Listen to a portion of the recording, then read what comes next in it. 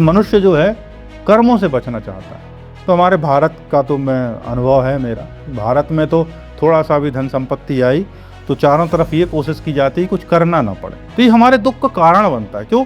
या तो हम कुछ नहीं करते, वो करते हैं तो सकाम करते हैं। सकाम मतलब कि हमारी कोई इच्छा है, बिना इच्छा के हम ऐसे ही व्यर्थ ही नहीं कर रहे हैं, कुछ करने के लिए कुछ कर रहे हैं। हम जब सुबह ऑफिस जा रहे होते हैं तो हम सोच रहे होते हैं यार आज 3 दिन छुट्टी हो गई, आज क्यों जाना पड़ रहा है, ऑफिस जाना ही क्यों पड़ रहा है।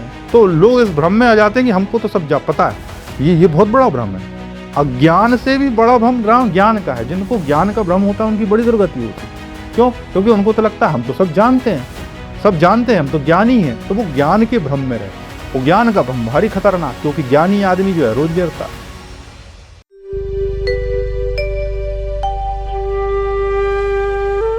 हरे कृष्णा। आज से अध्याय 3 चालू कर रहे हैं और अध्याय 3 कर्म योग है। हमारे जीवन के जो मेजॉरिटी प्रश्न हैं वो अध्याय 3 अध्याय 4 तक पूरे हो जाते हैं। और हमारे जीवन में जो जो समस्याएं आती हैं अध्याय 3 अध्याय 4 जो कर्मयोग से रिलेटेड हैं, यहीं तक वो बातें समाप्त हो जाती हैं। और हमें और आगे नहीं भी पढ़ें तो भगवत गीता तात्पर्य से हमारे जीवन चल सकता है। वो कर्मयोग तो बिल्कुल ऐसा है जो आपके पूरे के पूरे जीवन को प्रभावित कर। क्यों? क्योंकि आप जो जीवन जीते हैं वो कर्म ही है। तो ऐसे अध्याय से आपको जीवन के तमाम उन प्रश्नों का उत्तर मिलता है जिन प्रश्नों के उत्तर को आप ढूंढते हो। पहला श्लोक में अर्जुन कह रहे हैं, ज्यायसी चेत कर्मणः ते मता बुद्धिर जनार्दन तत्की कर्मणि घोरे माम नियोजयसी केशव। अर्जुन ने कहा, हे जनार्दन, यदि कर्मों की अपेक्षा ज्ञान आपको श्रेष्ठ मान्य है तो फिर हे केशव मुझे भयंकर कर्म में क्यों लगाते हो। मतलब पिछले 2 अध्याय तक भगवान ने समझाया अर्जुन को ज्ञान के विषय में। तो अर्जुन अब प्रश्न कर रहे हैं, वो कह रहे हैं यदि आपको लगता है कर्म से ज्ञान बेहतर है तो मुझे घोर कर्म में क्यों लगाते, भयानक कर्म में क्यों लगाते। और यही हमारे जीवन में सबसे बड़ी समस्या। ये कहने को तो बड़ा आसान है कि लोग बोलते हैं कि इकिगाई होता है, कोई ऐसा कर्म होता है जिसको करने की बड़ी इच्छा होती है। सच बात तो ये है कर्म करना पड़ता है, कर्म करने की इच्छा नहीं होती। आप सोचो ना, एक्सरसाइज करनी पड़ती है, एक्सरसाइज करने की इच्छा नहीं होती। घर के काम करने पड़ते हैं, इच्छा नहीं होती। यदि मनुष्य का बस चले तो वो कोई काम ही ना करे, लेकिन चूँ चलता नहीं है तो उसको करना पड़ता है। तो हर जगह कहीं ना कहीं कुछ ना कुछ मन में शरीर में दर्द होता है। क्यों? क्योंकि कर्म जो करना है उसमें घर्षण पैदा होता है, और घर्षण पैदा होता है तो दुख होता है, क्लेश होता है। तो मनुष्य जो है कर्मों से बचना चाहता है। तो हमारे भारत का तो मैं अनुभव है मेरा, भारत में तो थोड़ा सा भी धन संपत्ति आई तो चारों तरफ ये कोशिश की जाती है कुछ करना ना पड़े। ये मशीन ले लो, वो मशीन ले लो, ये सर्वेंट लगा लो, वो सर्वेंट लगा लो। तो हम ऐसी कोशिश करते हैं कि कहीं से भी कोई कर्म ना करना पड़े। और आज के समय में जो रोग हो रहे हैं भारत देश में, उन रोगों का मूल कारण आप ध्यान दोगे तो घर में परिवार में हम काम करना बंद कर दिए। हम ना तो झाड़ू लगा रहे हैं, ना पोछा लगा रहे हैं, ना हम घर में खाना बना रहे हैं। बहुत सारे काम हमने आउटसोर्स कर दिए हैं। और उससे क्या हो रहा है, हम बैठे हुए सीडेंटरी लाइफ स्टाइल है। पहले ज़माने में हमारी महिलाएं काम करती थीं, हमारे पुरुष सुबह शाम तक खेतों में काम करते थे। सभी लोग फिजिकली कुछ कर रहे होते थे। करना उनके जीवन का हिस्सा था। तो मैं अपनी पुरानी पीढ़ी को देखता हूँ, अपने पिताजी को देखता हूँ, तो सब जगह ये लगता है कि उनकी आदत है कुछ करने की। तो उनकी वो आदत इतनी अब गहरी है, इतनी गहरी है कि बिना कुछ करे नहीं रह सकते। परसों की बात है, मैं अपने पिताजी को कहीं अच्छी जगह घुमाने ले जा रहा था, तो वो कहने लगे कि मुझे घर में ही रहना है, बहुत सारे काम पड़े। काम कुछ खास नहीं है, पर उनको क्या है, घूमने का भी टेस्ट नहीं है, उनको काम की आदत पड़ी हुई है। यहाँ में ये तो साधारण सी बात है जो हमारे घरों में हो रही है, लेकिन बहुत सारे युवा या मेजॉरिटी प्रोफेशनल्स आज के समय में क्या सोच रहे हैं, वो कह रहे हैं कि भाई हमें वो करना है, क्या, फाइनेंशियल फ्रीडम अर्जित करनी है। फाइनेंशियल फ्रीडम से बोले क्या करना है, इसके बाद बोले हम अर्ली रिटायरमेंट ले लेंगे। अभी मैंने एक इंटरव्यू पढ़ा, उसमें एक महिला है, उसने करीब $5 मिलियन, शायद 5 करोड़ रुपए कमा लिए। और वो कह रही थी नहीं, अब 2 साल के लिए अब मैं नौकरी छोड़ रही हूँ, मैं 2 साल के लिए अपने बच्चों पर ध्यान दूंगी और अपने घर में रहूँगी। तो ये हम सब लोग कर्म छोड़ना चाहते हैं। तो ये बड़ी सरल बात है कि लोग कहेंगे कि कर्म करो, लेकिन कर्म छोड़ना चाहते। क्यों? क्योंकि कर्म से पीड़ा होती। बस में रहे कि ऐसे ही पैसा आए तो आप ऑफिस ना जाओ, आप घर में ही पड़े रहो। और इसका मूल कारण ये है प्रमाद। प्रमाद क्या है? आलस्य। महावीर वाणी में पढ़ रहा था, महावीर वाणी में जो पहला सूत्र लिखा हुआ है वो लिखा हुआ अप्रमाद। अप्रमाद मतलब आलस्य चला जाए कहीं से। आपके भीतर जो घोर घोर घोर आलस बना हुआ है वो आलस्य कहीं से चला जाए तो वो बोले पहला चरण है अप्रमाद, आलस नहीं होना चाहिए। तो हमारा जीवन क्या है? प्रमाद। प्रमाद के कारण क्या होता है? या तो हम कुछ करना ही नहीं चाहते, और कुछ करना भी चाहते हैं तो कुछ अचीव करने के लिए, तो ये हमारे दुख का कारण बनता है। क्यों? या तो हम कुछ नहीं करते, वो करते हैं तो सकाम करते हैं। सकाम मतलब कि हमारी कोई इच्छा है, बिना इच्छा के हम ऐसे ही व्यर्थ ही नहीं कर रहे हैं, कुछ करने के लिए कुछ कर रहे हैं। और अब यहाँ पे हम चर्चा में वापस आते हैं कि अर्जुन कह रहे हैं कि साहब यदि ज्ञान ही श्रेष्ठ है तो मुझे इस भयंकर कर्म में क्यों लगा रहे हो? तो भयंकर कर्म मतलब सामने तो युद्ध खड़ा हुआ है, और युद्ध कृष्ण तो कह रहे हैं भैया कि तू युद्ध कर। युद्ध मतलब भयंकर कर्म, घोर कर्म। और हम जब सुबह ऑफिस जा रहे होते हैं तो हम सोच रहे होते हैं यार आज 3 दिन छुट्टी हो गई, आज क्यों जाना पड़ रहा है, ऑफिस जाना ही क्यों पड़ रहा है, वर्क फ्रॉम होम चल रहा था तो ऑफिस क्यों जाना पड़ रहा है। तो हमारे जीवन में ये क्या स्थिति है? जड़ता, प्रमाद। लेकिन जो भगवान की भक्ति है, भगवान को प्राप्त होना है, यदि आप कभी गौर करके देखना, इस्कॉन में ही जाना, और जो अच्छे भक्त होते हैं जिन्होंने ईमानदारी से भक्ति की होती है, वो कभी भी ऐसा नहीं हो जाता कि वो आलसी दिखेंगे, वो बिल्कुल अलर्ट दिखेंगे, अलर्ट खड़े हुए दिखाई देंगे, नहीं, और सक्रिय दिखाई देंगे। तो भगवान का जो स्वभाव होता है, भगवत्ता का जो स्वभाव होता है, वो सक्रियता है, निष्क्रियता नहीं है। वो तो आपको ऐसी समझ है। क्यों? क्योंकि आपको वर्षों वर्षों से ये समझाया गया है कि निष्क्रियता में सुख है, निष्क्रियता में भी कोई सुख नहीं है। और आपको भगवान की दृष्टि मतलब कुछ नहीं करना, ऐसा नहीं है। ये बिल्कुल गलत धारणा है जो आपके भीतर बैठी हुई है कि भगवान का मतलब है कुछ ना करना, और कुछ करने का मतलब है दुख।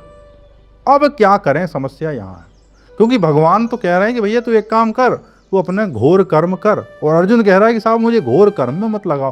क्यों? क्योंकि वो कह रहा है कि जब सांख्य योगी जो होता है, योग का तो अर्थ ही होता है कि कुछ ना कुछ काटना पड़ेगा। पाप है तो उसको काटना पड़ेगा। बोले साधना करनी पड़ेगी, बोले इतना प्राणायाम करना पड़ेगा, बोले इतना ध्यान करना पड़ेगा, बोले जैसा ऐसा भोजन करना पड़ेगा, 2 टाइम खाओगे 1 टाइम नहीं खाओगे, फिर बोले ऐसा सुबह 4 बजे ब्रह्म मुहूर्त में उठना पड़ेगा, गंगा नदी में स्नान करना पड़ेगा। तो योग की दृष्टि क्या करने से डिपेंड है। तो करना बड़ी गहरी आदत है, इतनी गहरी आदत है कि इतनी आसानी से गिरनी नहीं। और सांख्य मतलब ज्ञान, योग क्या है? ज्ञान का मतलब है जान लिया, इतना पर्याप्त है। तो लोग इस भ्रम में आ जाते हैं कि हमको तो सब पता है। ये बहुत बड़ा भ्रम है। अज्ञान से भी बड़ा भ्रम ज्ञान का है। जिनको ज्ञान का भ्रम होता है उनकी बड़ी दुर्गति होती। क्यों? क्योंकि उनको तो लगता है हम तो सब जानते हैं, हम तो ज्ञानी हैं। तो वो ज्ञान के भ्रम में रहते हैं। वो ज्ञान का भ्रम भारी खतरनाक, क्योंकि ज्ञानी आदमी जो है रोज गिरता थोड़े, क्योंकि आप जितना भी जानते हो, जो भी जानते हो, उसकी सीमा है। वो परमात्मा क्या है? वो असीमित है, अनंत है।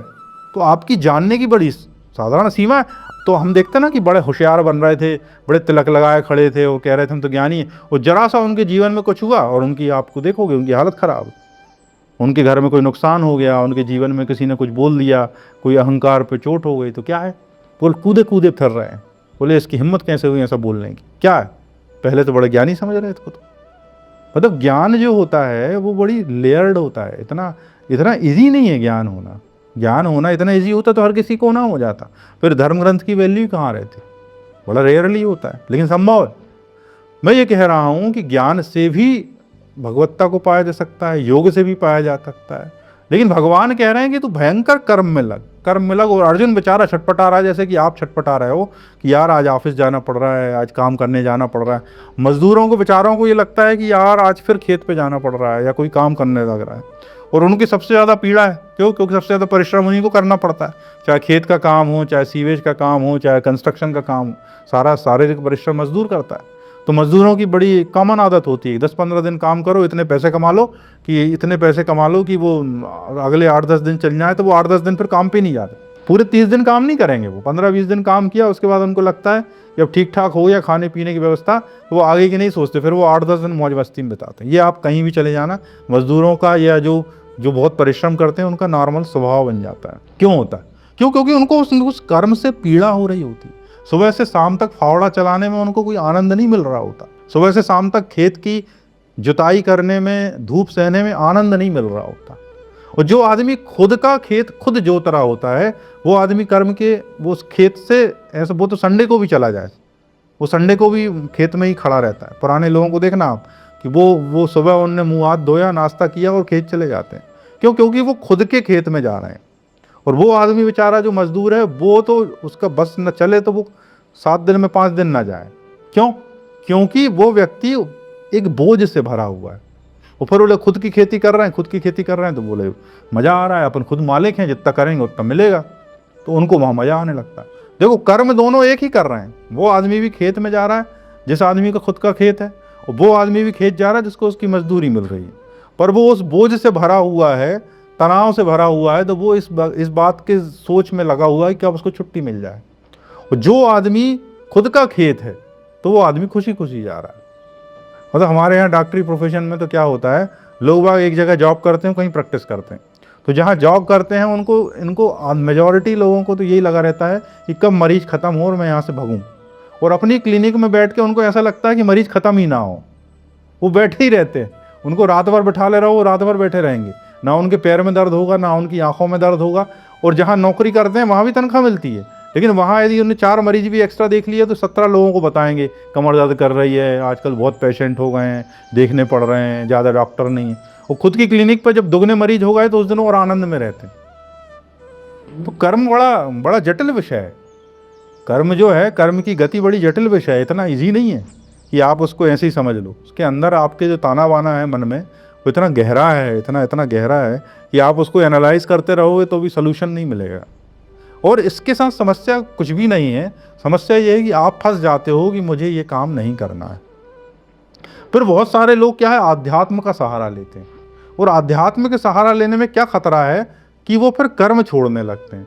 और कर्म छोड़ने में खतरा ये है कि आप ना तो फिर कर्म के रहे और ना आध्यात्म के रहे, ना तो आपको भगवत भक्ति में कोई सफलता मिली और ना आपके व्यवहारिक जीवन में जो आप काम कर रहे थे उसमें सफलता मिली। तो जो बहुत अच्छा गुरु होता है, जो वाकई में लोगों का हित चाहता है, वो व्यक्ति को कभी भी उसके रूटीन से नहीं हटाता है। ओशो की भी आप देखना, उनके पास कई लोग आते थे कि मैं आश्रम में रहना चाहता हूँ, पर वो भगा देते थे, कहते थे नहीं अभी नहीं। आप किसी भी साधु संत जो वाकई में अच्छे लोग हैं, वो कितनी आसानी से आपसे नहीं कहेंगे कि आपकी खेती किसानी छोड़ छाड़ के यहाँ जाओ। क्यों? क्योंकि वो जानते हैं कि आप अभी कर्म की जलन से भाग रहे हो। आपको वैराग्य नहीं है। आपको अभी दे दिया जाए, बोल दिया जाए कि आपको जो है इतने लाख रुपए महीने मिलेंगे, वो काम भी नहीं करना है, और आपको जो है तो आपका मन भजन में नहीं लगेगा। फिर आपको लगेगा अरे पैसा तो आ रहा, बढ़िया आराम से टीवी देखो, मौज करो। फिर आप भजन में मन कब लगता है? जब कर्म से जलन होती। कर्म से जलन होती तो क्या होता? तकलीफ होती, छाती में तकलीफ होती, हाथ पाँव में तकलीफ होती। तकलीफ होती है तो क्या होता है? फिर आप जो है भगवान का नाम जपते हो, भगवान की तरफ अट्रैक्ट होते हो। कभी प्रेमानंद जी के प्रवचन सुनते हो, कभी राजन दास जी के सुनते हो। क्यों? क्योंकि संसार में आपको जलन हो रही। इसका मतलब ये नहीं कि आपका वैराग्य है, ये क्षणिक वैराग्य। अभी आपकी अनुकूलता आ जाएगी, जिंदगी में मौज मस्ती आ जाएगी, लोग नमस्ते करेंगे, बढ़िया पैसा आएगा, तो क्या होगा? आपका ये वैराग्य चला जाएगा, आप दूसरे इंसान बन जाओगे। आप भगवान को भी नहीं देखोगे, भगवान को भी अपना जो है बोले अरे यार छोड़ो भगवान भगवान। तो ये हमारे साथ होता है। तो कर्म बड़ी जटिल जटिल स्थिति। और ये श्लोक जो आगे के इस अध्याय के हैं, इन श्लोकों में कर्म की जटिलताओं पर ही प्रकाश डाला है। क्योंकि अर्जुन जो व्यक्ति है वो हमारे जैसे ही, और आज वो व्यक्ति इतना डिटरमाइंड व्यक्ति, महाभारत के पूरे घटनाक्रम को आप देखो तो सबसे डिटरमाइंड आदमी अर्जुन ही है। बचपन से बोले चिड़िया की एक आंख ही दिख रही है उसको, वो निरंतर प्रयास कर रहा है। लेकिन युद्ध क्षेत्र में जाके वो आदमी भी अब अपने पद से व्यथित हो जाता है। और इस स्थिति में भगवत गीता निकलती है, भगवान कृष्ण अर्जुन को अब समझा रहे हैं। तो यहाँ हम इन सवालों की चर्चा करेंगे जो जितना मेरे अनुभव में आया है कि कर्म से रिलेटेड समस्याएं मन में आती कहाँ हैं। क्यों? क्योंकि कर्म की समस्याएं वाकई में व्यवहारिक समस्या है। जो गृहिणी होती है वो खाना नहीं बनाना चाहती, मजबूरी में बनाती है। जो काम वाली बाई है वो मजबूरी में आपके घर खाना बनाती है। आप जो है अपने पिताजी की सेवा नहीं करना चाहते, मजबूरी में करते हो। और ऐसे कितने ही तमाम सवाल हैं जिनसे दिन रात आप जूझते हो। कोई दुकान पे नहीं जाके काम करना चाहता, मजबूरी में करता है। कोई खेत नहीं जाना चाहता, धूप में खड़ा नहीं होना चाहता, मजबूरी में खड़ा होता है। कोई नेतागिरी नहीं करना चाहता, घर वाले मजबूर कर देते हैं। कोई डॉक्टर इंजीनियर नहीं बनना चाहता, घर वाले ज़बरदस्ती बना देते हैं। तो कर्म की गहनता, कर्म की जटिलता और कर्म की जटिलता से उत्पन्न सवाल।